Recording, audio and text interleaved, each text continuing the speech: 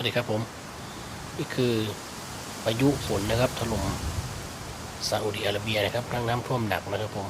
รวมทั้งพายุหิมะนะครับแล้วก็พายุลูกเห็บถล่มอย่างหนักครับที่ซาอุดิอาระเบียนะครับผมในพื้นที่ทะเลทรายนะครับห่างจากสหรัฐนะครับสหรัฐนั้นเป็นเจอพายุ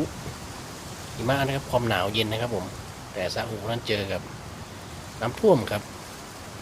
น้ำท่วมแล้วก็ฝนตกหนักมากเลยครับดูถนนหนทางแล้วโอ้โหนี่ไม่ค่อยมีต้นไม้ด้วยนะครับทำให้น้ำไหลแรงนะครับเจอพายุลูกเห็บอีกนะครับเนี่ยว่ามันธรรมดาครับผมอย่างนี้คือพายุหิมะครับเนี่ยพายุลูกเห็บครับขาวโพลนเลยนะครับ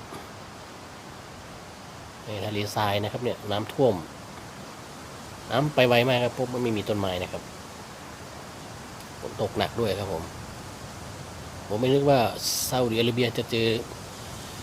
ฝนตกหนักน้ำท่วมนะครับพายุลูกเห็บด้วยแปลกนะครับดูครับน้ำท่วมครับยังดีที่ประเทศนี้ไม่มีแค่นะครับ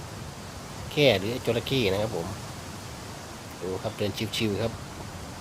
บอกว่าฝนตกหนักเดินโอ้บอกว่าเขาก็หน้าที่เจอฝนนะครับดีใจนะครับผมน้ำท่วมแรงมากครับผม